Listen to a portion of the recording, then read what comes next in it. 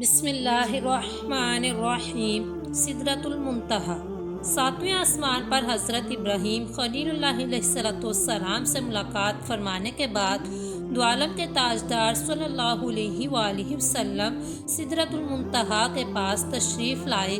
یہ ایک نورانی بیری کا درخت ہے جس کے جڑ چھٹے آسمان پر اور شاخیں ساتویں آسمان کے اوپر ہیں۔ اس کے پھل مقام حجر کے مٹکوں کی طرح بڑے بڑے اور پتے ہاتھیوں کے کانوں کی طرح ہیں۔ حضرت جبرائیل علیہ السلام نے عرض کیا، یہ سدرۃ المنتہا ہے۔ پیارے آقا صلی اللہ علیہ وآلہ وسلم نے یہاں 4 نہریں ملاحظہ فرمائی جو سدرۃ المنتہا کی جڑ سے نکلتی تھی۔ ان میں سے 2 تو ظاہر تھی اور 2 خفیہ۔ آپ صلی اللہ علیہ وآلہ وسلم نے حضرت جبرائیل علیہ السلام سے دریافت فرمایا، اے جبرائیل، یہ نہریں کیسی ہیں؟ عرض کیا، خفیہ نہریں تو جنت کی ہیں اور ظاہری نہریں نیل اور فرات ہیں۔ جب پیارے آقا میٹھے مصطفیٰ صلی اللہ علیہ وآلہ وسلم سدرۃ المنتہا سے آگے بڑھے تو حضرت جبرائیل علیہ السلام وہیں ٹھہر گئے اور آگے جانے سے معذرت خواہ ہوئے۔ پھر آپ صلی اللہ علیہ وآلہ وسلم آگے بڑھے اور بلندی کی طرف سفر فرماتے ہوئے ایک مقام پر تشریف لائے جسے مصطفیٰ کہا جاتا ہے۔ یہاں آپ صلی اللہ علیہ وآلہ وسلم نے کلموں کی چڑچڑاہٹ سماعت فرمائی۔ یہ وہ کلم تھے جن سے فرشتے روزانہ کے احکام الہیہ لکھتے ہیں اور لوح محفوظ سے 1 سال کے واقعات الگ الگ صحیفوں میں نقل کرتے ہیں، اور پھر یہ صحیفے شعبان کی 15ویں شب متعلقہ حکام فرشتوں کے حوالے کر دیے جاتے ہیں۔ پھر مستویٰ سے آگے بڑھے تو عرش آیا۔ آپ صلی اللہ علیہ وآلہ وسلم اس سے بھی اوپر تشریف لائے اور پھر وہاں پہنچے جہاں خود کہاں اور کب بھی ختم ہو چکے تھے، کیونکہ یہ الفاظ جگہ اور زمانے کے لیے بولے جاتے ہیں، اور جہاں ہمارے حضور انور صلی اللہ علیہ وآلہ وسلم رونق افروز ہوئے وہاں جگہ تھی نہ زمانہ، اسی وجہ سے اسے لامکان کہا جاتا ہے۔ یہاں اللہ رب العزت عز و جل نے اپنے پیارے محبوب صلی اللہ علیہ وآلہ وسلم کو وہ قرب خاص عطا فرمایا کہ نہ کسی کو ملا نہ ملے۔ حدیث شریف میں اس کے بیان کے لیے کعب کو سین کے الفاظ استعمال کیے گئے ہیں جنہیں اس وقت استعمال کیا جاتا ہے جب انتہائی قرب اور نزدیکی بتانا مقصود ہوتا ہے۔ سرکار علی وقار صلی اللہ علیہ وآلہ وسلم نے بیداری کی حالت میں سر کی آنکھوں سے اپنے پیارے رب کا دیدار کیا کہ پردہ تھا نہ کوئی حجاب، زمانہ تھا نہ کوئی مکان، فرشتہ تھا نہ کوئی آسمان، اور بے واسطہ کلام کا شرف بھی حاصل کیا۔ وہ وہی کیا تھی جو رب تعالیٰ نے اس قرب خاص میں بندہ خاص کی طرف فرمائی، اور کیا راز نیاز ہوئے۔ قرآن کریم کی آیت میں اسے ان الفاظ میں بیان کیا گیا ہے۔ ترجمہ کنز ایمان۔ اب وہی فرمائی اپنے بندے کو جو وہی فرمائی۔ اکثر محققین فرماتے ہیں کہ اس وحی کا مضمون کسی کو معلوم نہیں کہ محب اور محبوب کے اسرار دوسروں پر ظاہر نہیں کیے جاتے۔ اگر خدا عز و جل کو ان کا اظہار مقصود ہوتا خود ہی بیان فرما دیتا۔ جب اس نے بیان نہیں کیا کہ فرمایا وحی کی اپنے بندے کی طرف جو وحی کی، تو کس کی مجال ہے کہ دریافت کرے۔ بہرحال مختصر طور پر اتنا کہا جا سکتا ہے کہ دین و دنیا کے جسمانی اور روحانی ظاہری و باطنی نعمتیں اور علوم و معارف جو کچھ بھی اللہ عز و جل اپنے حبیب صلی اللہ علیہ وآلہ وسلم کو اپنی حکمت کے مطابق عطا فرمانا چاہتا تھا وہ سب کچھ عطا فرما دیا۔ البتہ ہر نعمت اور ہر علم و حکمت کا ظہور اپنے اپنے وقت پر ہوا اور ہوتا رہے گا۔ اللہ نے اپنے محبوب صلی اللہ علیہ وآلہ وسلم کو ہر دن رات 50 نمازوں کا تحفہ بھی عطا فرمایا۔ واپس آتے ہوئے جب آپ صلی اللہ علیہ وآلہ وسلم حضرت موسیٰ علیہ السلام کے پاس پہنچے تو وہ عرض گزار ہوئے کہ آپ صلی اللہ علیہ وآلہ وسلم کے رب نے آپ صلی اللہ علیہ وآلہ وسلم کی امت پر کیا فرض فرمایا؟ ارشاد فرمایا 50 نمازیں۔ اس پر حضرت موسیٰ علیہ السلام نے عرض کیا، واپس اپنے رب عز و جل کے پاس جائیے اور اس سے کمی کا سوال کیجیے۔ کیونکہ آپ صلی اللہ علیہ وآلہ وسلم کی امت سے یہ نہیں ہو سکے گا۔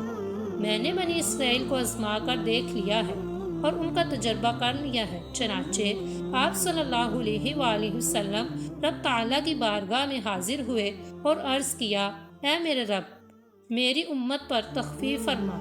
اللہ نے 5 نمازیں کم کر دی۔ آپ صلی اللہ علیہ وآلہ وسلم واپس حضرت موسیٰ علیہ السلام کے پاس تشریف لائے اور فرمایا، اللہ نے 5 نمازیں کم کر دی ہیں۔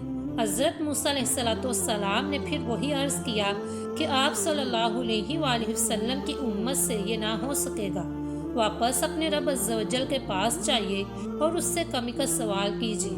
یہ سلسلہ یوں ہی چلتا رہا کہ آپ صلی اللہ علیہ وآلہ وسلم رب تعالیٰ کی بارگاہ میں حاضر ہوتے تو وہ 5 نمازیں کم فرما دیتا، پھر حضرت موسیٰ علیہ السلام کے پاس تشریف لاتے تو وہ اور کمی کا عرض کر کے واپس رب تعالیٰ کی بارگاہ میں بھیج دیتے، حتیٰ کہ اللہ عز و جل نے فرمایا، اے محمد صلی اللہ علیہ وآلہ وسلم، دن اور رات میں یہ 5 نمازیں ہیں اور ہر نماز کا ثواب 10 گنا ہے۔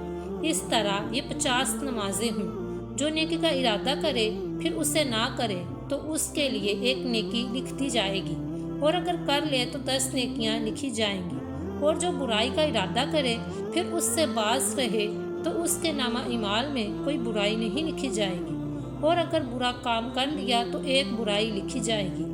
پیارے آقا صلی اللہ علیہ وآلہ وسلم حضرت موسیٰ علیہ السلام کے پاس تشریف لائے اور انہیں اس بارے میں بتایا تو حضرت موسیٰ علیہ السلام نے پھر وہی عرض کیا کہ واپس اپنے رب عز و جل کے پاس جائیے اور اس سے کمی کا سوال کیجیے۔ اس پر آپ صلی اللہ علیہ وآلہ وسلم نے فرمایا، میں اپنے رب عز و جل کے پاس اتنی بار گیا ہوں کہ اب مجھے حیا آتی ہے۔ اس کے بعد آپ صلی اللہ علیہ وآلہ وسلم سدرۃ المنتہا پر تشریف لائے۔ اس بار اس پر مختلف رنگ چھا گئے۔ روایت میں ہے کہ فرشتوں نے اللہ تبارک و تعالیٰ سے پیارے آقا صلی اللہ علیہ وآلہ وسلم کی زیارت کرنے کی اجازت طلب کی تو اللہ عز و جل نے انہیں اجازت عطا فرما دی۔ بس وہ فرشتے سدرہ پر چھا گئے تاکہ وہ حضور نبی رحمت صلی اللہ علیہ وآلہ وسلم کی زیارت کا شرف حاصل کر سکیں۔ یہاں سے آپ صلی اللہ علیہ وآلہ وسلم کو جنت میں لایا گیا۔ اس میں موتیوں کی عمارتیں تھیں اور اس کی مٹی مشک تھی۔ آپ صلی اللہ علیہ وآلہ وسلم نے یہاں 4 قسم کی نہریں ملاحظہ فرمائیں۔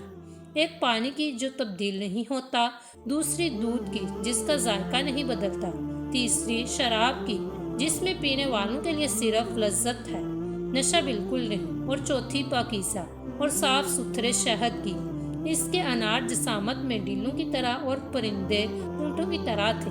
اس میں اللہ عز و جل نے اپنے نیک بندوں کے لیے ایسے ایسے انعامات تیار کر رکھے ہیں جنہیں کسی آنکھ نے دیکھا، نہ کسی کان نے سنا، اور نہ کسی انسان کے دل میں اس کا خیال گزرا۔ جنت کی سیر کے دوران آپ صلی اللہ علیہ وآلہ وسلم ایک نہر پر تشریف لائے جس کے کناروں پر جوفتار اندر سے خالی کیے ہوئے موتیوں کے خیمے تھے اور اس کی مٹی خالص مشک تھی۔ آپ صلی اللہ علیہ وآلہ وسلم نے حضرت جبرائیل علیہ السلام سے دریافت فرمایا، اے جبرائیل، یہ کیا ہے؟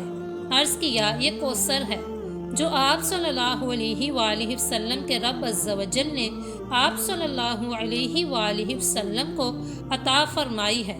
جنت کی سیر کے بعد آپ صلی اللہ علیہ وآلہ وسلم کو جہنم کا معائنہ کرایا گیا۔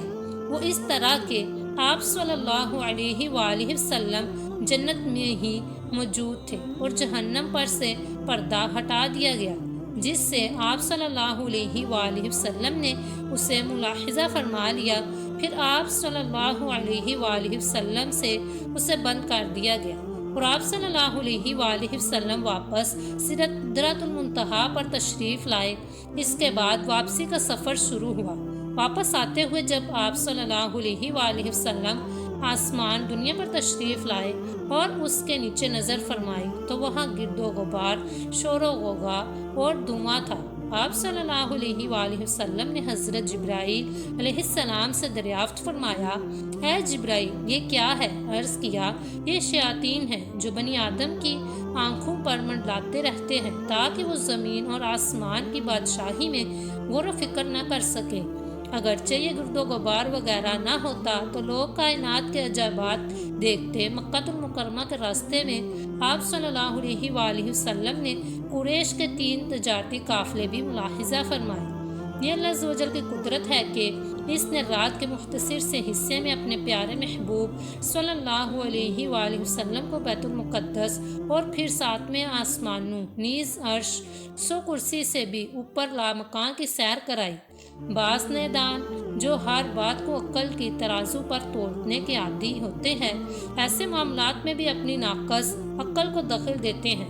جب کچھ بن نہیں پڑتا تو من گڑت اور باطل تعویلوں اور حیلوں بہانوں سے خالق کائنات اللہ رب العزت عز و جل کی قدرت کے ہی انکاری ہو جاتے ہیں۔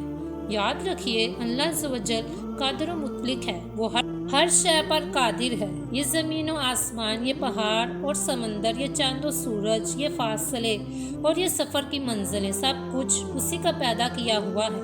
وہ جس کے لیے چاہے فاصلے سمیٹ دے اور جس کے لیے چاہے بڑھا دے۔ عقلیں اس کا احاطہ کرنے سے قاصر ہیں۔ نیز اس نے اپنی قدرت کاملہ سے اپنے پیارے انبیاء و رسل علیہم السلام کو ایسے بہت سے امور عطا فرمائے ہیں جو عادتاً ناممکن و محال ہوتے ہیں۔ ایسے امور کو معجزہ کہا جاتا ہے، جسے حضرت سیدنا موسیٰ علیہ السلام کے مبارک عصا لاٹھی کو سانپ بن جانا اور حضرت سیدنا عیسیٰ علیہ السلام کا مردوں کو زندہ کرنا اور مادرزاد پداشی اندھوں کو بینا دیکھنے والا کرنا وغیرہ، اور سب سے افضل نبی رسول حضور احمد مجتبیٰ صلی اللہ علیہ وآلہ وسلم کو سب سے زیادہ معجزات عطا فرمائے۔ بس ہمیں اس کی قدرت پر پختہ ایمان رکھنا چاہیے۔ جس وقت مکہ المکرمہ کی پربہار فضاؤں میں پیارے آقا صلی اللہ علیہ وآلہ وسلم نے معراج شریف کا اعلان فرمایا تھا، لیکن کفر و شرک کی نجاست سے آلودہ کفار و مشرکین اپنی روش طریقے کے مطابق اس کے ماننے سے انکاری ہوئے تھے۔ چنانچہ روایات کے مطابق معراج کی صبح پیارے آقا صلی اللہ علیہ وآلہ وسلم سب سے الگ تھلگ ہو کر کسی جگہ تشریف فرما تھے اور بہت فکر مند تھے کہ لوگ معراج کا واقعہ سن کر یقین نہیں کر دیں گے۔ اتنے میں ابو جہل کا وہاں سے گزر ہوا۔ جب اس نے آپ صلی اللہ علیہ وآلہ وسلم کو سب سے الگ تھلگ اور فکر مندی کی حالت میں بیٹھے دیکھا تو پاس آ کر بیٹھ گیا اور معاذ اللہ مذاق اڑاتے ہوئے کہنے لگا، کیا کوئی نئی بات ہو گئی ہے؟ پیارے آقا صلی اللہ علیہ وآلہ وسلم نے ارشاد فرمایا، ہاں۔ پوچھا، وہ کیا؟ فرمایا، مجھے رات کو سیر کرائی گئی۔ دریافت کیا، کہاں تک؟ فرمایا، بیت المقدس تک۔ یہ سن کر اس دشمن رسول نے لوگوں کو دعوت اسلام سے روکنے اور بعض کمزور ایمان والے مسلمانوں کو دین اسلام پر برگزشتہ کرنے کی ایک نئی راہ ڈھونڈ لی، لیکن فوراً آپ صلی اللہ علیہ وآلہ وسلم کی تکذیب نہیں کی اور لوگوں کو اس بارے میں نہیں بتایا کہ معاذ اللہ کہیں لوگوں کے سامنے آپ صلی اللہ علیہ وآلہ وسلم اس بات سے انکار نہ کر دے۔ روایت میں ہے کہ اس نے آپ صلی اللہ علیہ وآلہ وسلم سے دریافت کیا، اگر میں لوگوں کو آپ صلی اللہ علیہ وآلہ وسلم کے پاس بلا لاؤں تو کیا آپ صلی اللہ علیہ وآلہ وسلم انہیں بھی یہ بات بیان کریں گے جو مجھے کی ہے؟ سرکار علی وقار صلی اللہ علیہ وآلہ وسلم نے فرمایا، ہاں۔ پھر ابو جہل نے لوگوں کو بلایا۔ جب لوگ جمع ہو گئے اور پیارے آقا صلی اللہ علیہ وآلہ وسلم نے انہیں بھی وہی بات بیان فرمائی تو معاذ اللہ اسے جھوٹ گمان کرتے ہوئے کسی نے تالی بجائی اور کسی نے حیرت سے اپنا ہاتھ سر پر رکھ لیا۔ مطعم نے کہا، آپ صلی اللہ علیہ وآلہ وسلم کی آج کی اس بات کے علاوہ پہلے کی سب باتیں واضح تھیں۔ میں گواہی دیتا ہوں کہ معاذ اللہ آپ جھوٹے ہیں، کیونکہ ہم بیت المقدس کی طرف آتے جاتے ایک مہینے سفر کرتے ہیں، جبکہ آپ کا خیال ہے کہ آپ راتوں رات وہاں سے ہو بھی آئے ہیں۔ لات و عزی کی قسم، میں آپ کی تصدیق نہیں کروں گا۔ لوگوں میں سے بعض ایسے بھی تھے جنہوں نے بیت المقدس کو دیکھا ہوا تھا۔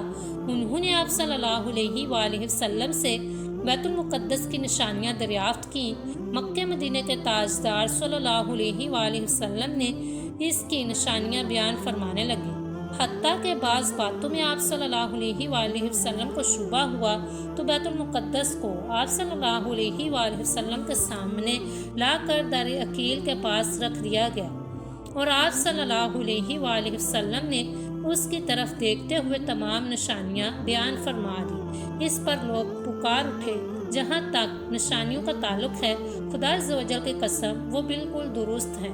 بعض لوگوں نے آپ صلی اللہ علیہ وآلہ وسلم سے اپنے قافلوں کے بارے میں بھی دریافت کیا جو دوسرے ملکوں سے تجارت کر کے واپس آ رہے تھے۔ سرکار علی وقار صلی اللہ علیہ وآلہ وسلم نے انہیں قافلوں کے متعلق بتایا اور ان کے آنے کے وقت اور مقام کے بارے میں بھی خبر دی۔ سب کچھ آپ صلی اللہ علیہ وآلہ وسلم کے فرمان کے موافق واقع ہوا، اس پر بجائے اس کے کہ وہ آپ صلی اللہ علیہ وآلہ وسلم کی نبوت و رسالت پر ایمان لاتے، الٹا آپ صلی اللہ علیہ وآلہ وسلم پر جادوگری کی تہمت لگانے لگے۔ معاذ اللہ، جب سرکار نامدار صلی اللہ علیہ وآلہ وسلم نے لوگوں کو واقع معراج کی خبر دی تو عقل برخاست کفار مشرکین کی سمجھ میں یہ بات نہ آئی کہ کوئی شخص رات کے مختصر سے حصے میں بیت المقدس کی سیر کا ہے، جس کے نتیجے میں انہوں نے رسول اکرم صلی اللہ علیہ وآلہ وسلم کی تکذیب کی ایک نئی راہ ڈھونڈ لی، اور وہ شور بدتمیزیاں کی جس سے بعض نپختہ ایمان رکھنے والے لوگوں کے قدم بھی ڈگمگا گئے، اور وہ ان کے دم فریب میں پھنس کر اپنے ایمان کا چراغ گل کر بیٹھے۔ چنانچہ روایت میں ہے کہ معراج کی صبح جب پیارے آقا صلی اللہ علیہ وآلہ وسلم نے یہ واقعہ لوگوں سے بیان فرمایا تو آپ صلی اللہ علیہ وآلہ وسلم پر ایمان لانے والے اور آپ صلی اللہ علیہ وآلہ وسلم کی تصدیق کرنے والے بعض افراد مرتد ہو گئے۔ ان کے برعکس کامل ایمان والوں کے ایمان میں اور اضافہ ہو گیا، خدا ذوالجلال کی قدرت پر ان کا یقین اور پختہ ہو گیا، اور رسول پاک صلی اللہ علیہ وآلہ وسلم کی صداقت کا یقین بھی اور زیادہ مضبوط ہو گیا۔ جیسا کہ آپ صلی اللہ علیہ وآلہ وسلم کے سفر معراج کا اعلان فرمانے پر بعض لوگ دوڑتے ہوئے حضرت سیدنا ابو بکر صدیق رضی اللہ تعالیٰ عنہ کے پاس پہنچے اور کہنے لگے، کیا آپ اس بات کی تصدیق کر سکتے ہیں جو آپ کے دوست نے کہی ہے کہ انہوں نے راتوں رات مسجد حرام سے مسجد اقصیٰ کی سیر کی؟ شاید ان کا خیال تھا کہ یہ عقل و فہم سے بالاتر بات سن کر حضرت ابو بکر رضی اللہ تعالیٰ عنہ سرکار نامدار صلی اللہ علیہ وآلہ وسلم کا ساتھ چھوڑ دیں گے، معاذ اللہ۔ لیکن قربان جائیے سیدنا صدیق اکبر رضی اللہ تعالیٰ عنہ کی شان صدیقیت پر کہ جب آپ رضی اللہ تعالیٰ عنہ نے یہ انتہائی حیران کن بات سنی جس پر عقل کے پیروکار کسی طرح بھی یقین کرنے کے لیے تیار نہیں تھے، تو بغیر کسی تذبذب اور ہچکچاہٹ کے فوراً پیارے آقا صلی اللہ علیہ وآلہ وسلم کی تصدیق کر دی۔ روایت میں ہے کہ لوگوں سے یہ بات سن کر آپ رضی اللہ تعالیٰ عنہ نے دریافت فرمایا، کیا واقعی آپ صلی اللہ علیہ وآلہ وسلم نے یہ فرمایا ہے؟ کہا، جی ہاں۔ ارشاد فرمایا، اگر آپ صلی اللہ علیہ وآلہ وسلم نے یہ فرمایا ہے تو یقیناً سچ فرمایا ہے۔